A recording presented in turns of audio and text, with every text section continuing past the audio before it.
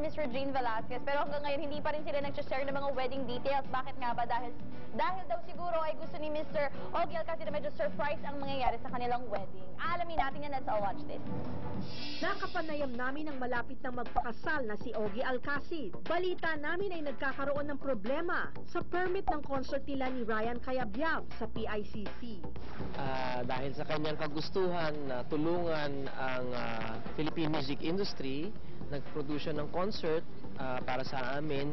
At nung nag-apply siya nung kanyang permit sa City Council ng Pasay, medyo hindi siya nag-grant. Kanilang kinwestiyon sapagkat ang beneficiary ng concert ay OPM.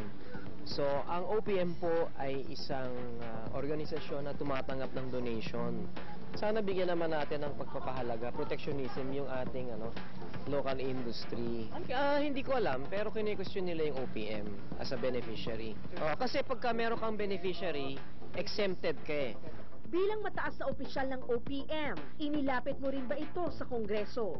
Kanina po dumating si Congressman Teddy Casino at si Congressman Tino at narinig nila yung problema at nangako naman sila, nagagawa sila ng hakbang para tulungan kami. Palagay ko dapat nating bigyang pansin kung tama ba yung amusement tax. Kasi sa ngayon, 30% pa rin eh.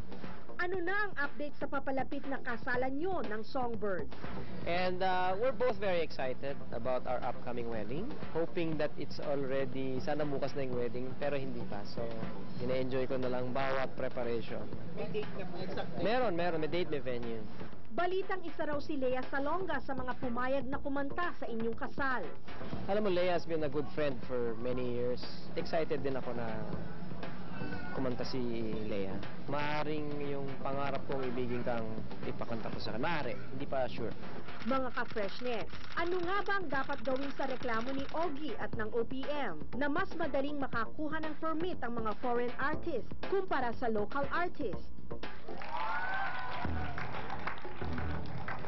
Oo nga, parang recently, parang mas maraming concert sa mga foreign artists, di ba? Tulad na lamang sina John Mayer papunta, tapos sina T-Pain, di ba, nung... Hindi lang yan, Alex. Ang nakakalungkot, karamihan ng sa OPM, sinasabing OPM, mga local artists, ang kinakanta, mga cover version ng mga foreign songs, na wala na yung mga original composition. OPM ang nawawala direkto. Exactly, namamatay ng OPM, kaya importante. At saka yung airplay, mas marami foreign. Oo, kasi naladaig na naman tayo ng mga banyada. There's not a lot of good material right now in OPM. Sana tutukan yun.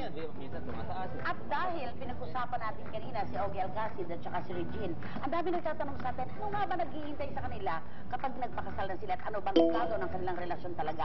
Yung pinakamalalim. Kasama po natin ang magaling naming spiritual consultant, di ba?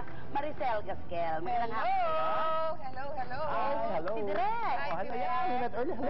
Maricel, ano yung nakikita natin sa relasyong Ogie Alcacid, Regine Velasquez? Well, maganda siya. Very emotional sila pareho, very loving to each other. Ang nakita ko lang, kasi si Ogie is number 7 siya, based on his birthday, which is August 25. Okay. So, pag number 7, very, very secretive. Oh. Ayaw niya ng talagang sasabihin ko ano yung mga... Privado dapat. Oo, very, very private siya. Kasi once lumabas yon, oops, aatras na siya. Ayaw niya yan. Pero, nagja-jive yung kanilang mga signs.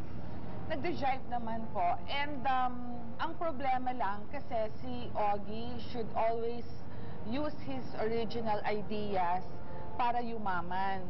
Kay Regine naman, she has to get out para naman yumaman din siya. Parang hindi siya pwede naka-isolate sa isang lugar lang.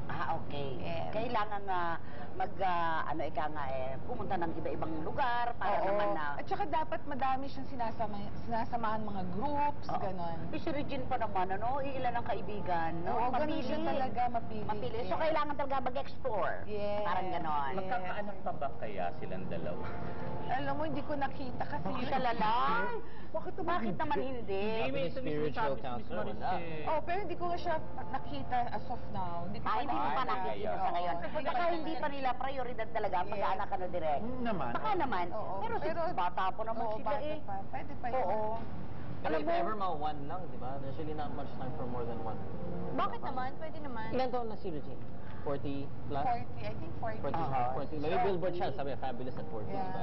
Tama. Baka 1 or 2 lang at One most, or two diba? years. Okay. Enough, hindi ba? Maraming salamat, Maricel. Thank you so much. Maraming salamat. Thank you, Sige. Sir Yuri Okay. Casanova.